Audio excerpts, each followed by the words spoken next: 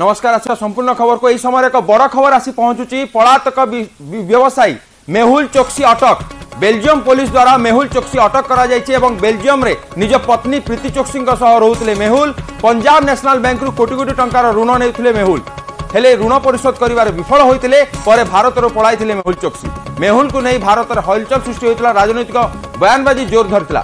दर्शक बंधु मेहुल चोक्सी इस समय बड़ खबर आसी पहुंचुची। बेल्जियम रु तांको अटक करा जायछि एवं पंजाब नेशनल बैंक रो लोन फ्रॉड केस रे तांको ना रहितिला एवं भारत रु लक्ष लक्ष कोटी टंका से लूट करिसंती एवं से एक बड़ स्कैम होइतिला। से स्कैम रे तांकर ना रहिछि पंजाब नेशनल बैंक रो लोन फ्रॉड रे तांको ना रहिछि।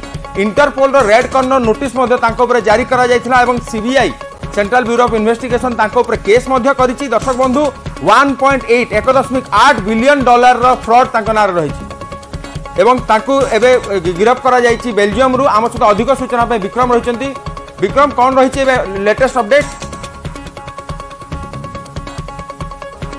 व्यवसायी पलातक व्यवसायी भारतर जहाँ नाम मेहुल चोक्सी से ताकू बेल्जियम रे अटक रखा जायछि एवं एथि पय अटक रखा जायछि से अनेक स्कैम रे जड़ित ता ना रे अनेक अभियोग रहिछि, किंतु से बेल्जियम रो नागरिकत्व प्राप्त करथिला। एथि पय जे तार जे पत्नी अछंती प्रीति चोक्सी से जने बेल्जियम नागरिक, तेणु से लगी से एफ रेसिडेंसी कार्ड जो रही से माध्यम रही आसुला एवं जेहेतु पंजाब नेशनल बैंक जो फ्रॉड होता जो धोखाधारी होता से शह शह कोटी टंका ठकिक विदेश को पड़ता।